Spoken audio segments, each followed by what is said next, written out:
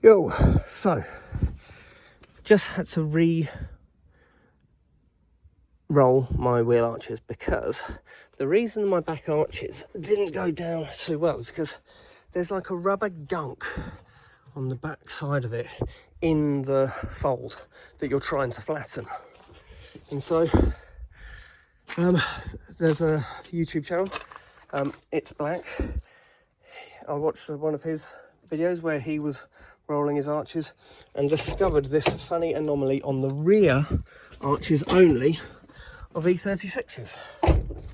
So thank you, It's Black, because that has made my rear wheels fit. I don't think there'll be a problem on the front, but as the weather's starting to turn, I'm going to rush through this one.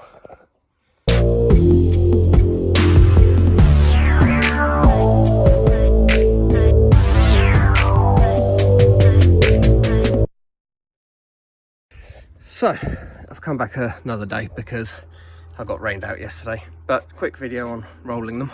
So it comes with these little silver caps that have a kind of wedge in them, and that's because the wheel bolts are tapered as well. So they go on your hub. You've got, obviously on the rear, you've got to release your handbrake, and then just very slowly back and forth, back and forth, back and forth, gradually increasing the pressure. But first of all, well, what I've done is I've actually cut the back of the seam off of this because A, it had this kind of rubbery plastic in it, which was almost impossible to remove. But when I was looking closely, I noticed that rust was just starting to get through on the paintwork in the backside of that. So I trimmed the rusty bit off the top with an angle grinder very, very carefully. Then I could remove the rubbery kind of plasticky bit a bit better. And now I'm just going to go quickly in and with a bit of touch-up paint, obviously it's on the back side of the arch, just to protect the cut edge from the angle grinder from further rust. Now that I've cut off the bit that was just starting to form on the edge, I'll quickly touch that in before I put the new wheel on. The other thing I'm going to do is just raise my suspension a bit by lowering this bolt on the H&R coilovers. Just need to give myself that little bit more clearance with these bigger and fatter tyres. I went for an offset of 30, but in hindsight I probably should have gone for 35 on the rears, but that would have been a mishmash of tyres. I didn't really want 35s at the front because then it would hit the suspension. So yeah, tricky. So yeah, I've released the shock absorber just so that there's no pressure held on by the shock absorber on this spring. One thing to note, when you put it back on, put it on finger tight first. A bit of a bitch, but not that hard. You just got to wedge this up, and then once the car is down, it's quite hard to get to then, but you can reach in and you can torque it up to spec after you've rolled the car back and forward a couple of times. But yes, it's a bit of a pig because these claws and where this is located, it gives you about 1/6 of a turn each one, and it's quite hard to, I just did it twice quite easily, but it's actually quite hard to get that to grab because it's behind you and you can't go too far around. See, now I can't do it. There we go. It should be about there we go. Okay, and I'm going for about 1 centimetre drop, and you can see the clear bit of thread there, and that will raise the back of the car up 1 centimetre. I've already done the front. Similar thing, it's a bit easier on the front because there's 2 nuts that lock. You have to reduce this because generally you probably will get sand, which will be very hard, but without reducing the pressure on it with this, what will happen is that this boss that's just sitting on like a pin up there will probably turn with it and you won't actually achieve anything. So yeah, you need that bit of give that dropping the car gives you, or dropping the shock absorber, removing it, well, cutting it off gives you. So there you go. I'm just going to crack on now. I'm going to get my measure out. This driveway mechanic is here.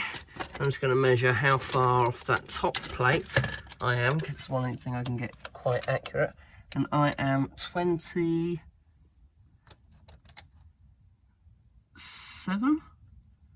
millimeters at the moment.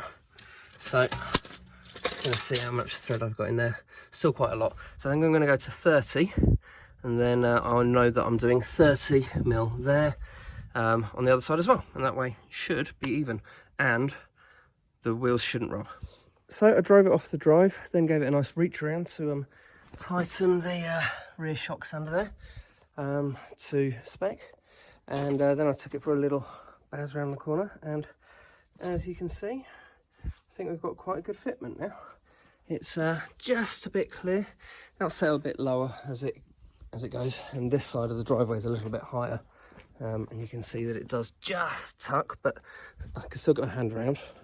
The other thing I checked was that, can I get my hand behind the springs and the wheel? And once they're close, they're not touching.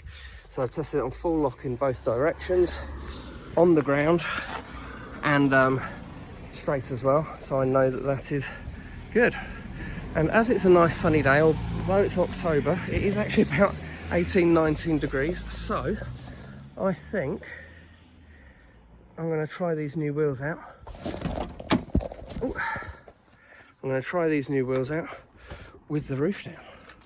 I've got to go and pick my son up from town. He doesn't want me picking him up from school because of course I'd embarrass him because he's getting to that age. So he probably wouldn't like me taking the roof down either, but hey ho, you don't get many opportunities to take the roof down in this country.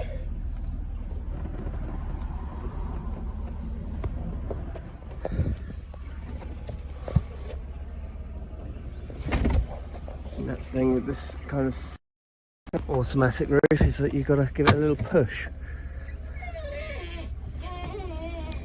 Oh, that's making some squeaks that it didn't used to do. Probably because it's been a little while. Yeah. Maybe just need to give that a little squirt of the old WD-40. But yeah, so how's it look? I think they look so much better than the old wheels.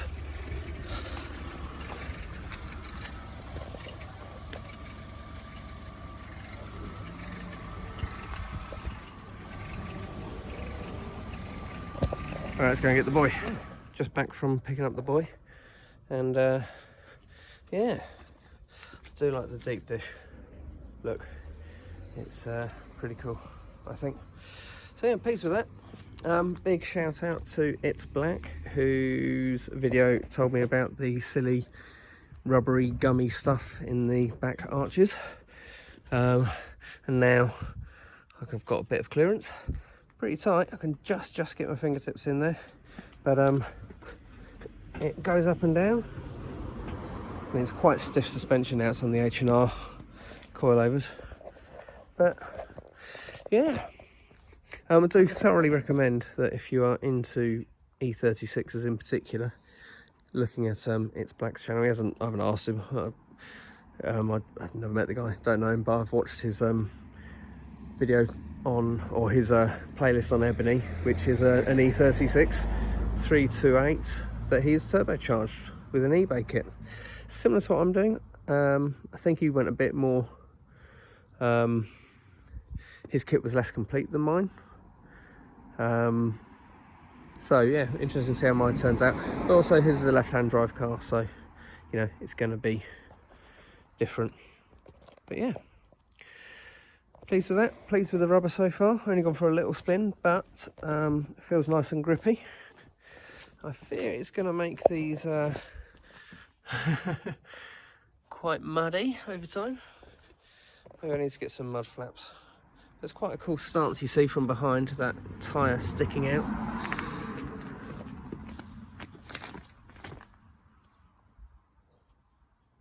Yeah. Anyway, thanks for watching. Love you, bye.